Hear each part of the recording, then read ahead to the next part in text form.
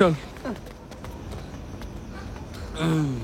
শোন, আমি পিছন দিক দিয়ে ঢুকে ফিউজটা কেটে দিয়ে চলে আসছি।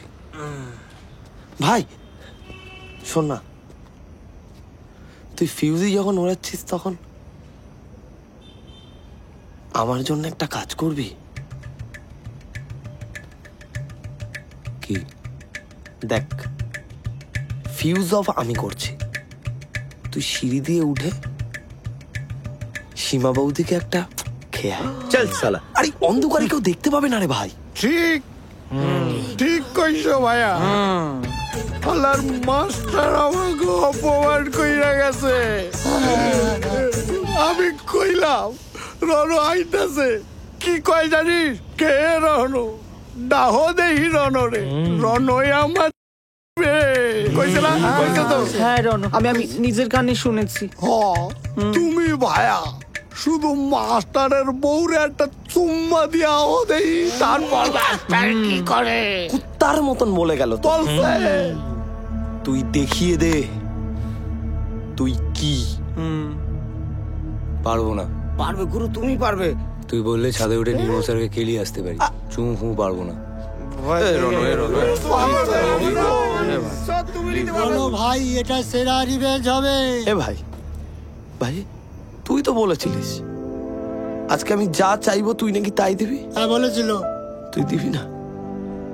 প্রমিস। সালা আর কোনো দিন কোনো কষ্ট পাবো না।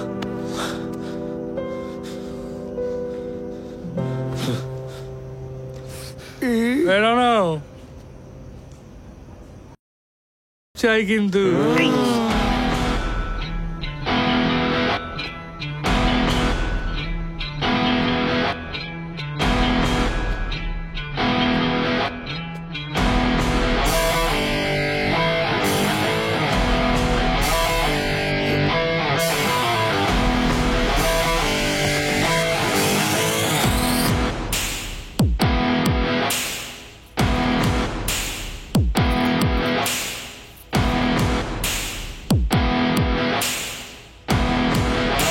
হ্যালো,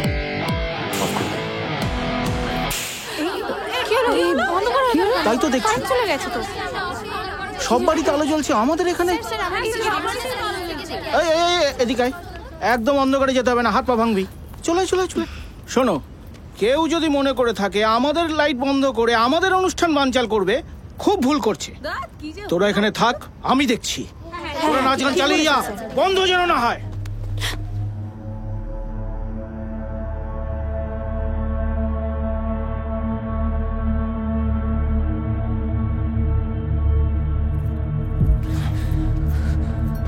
ভাগ্যিস দেশলাইটা হাতের কাছে ছিল। একে রনো।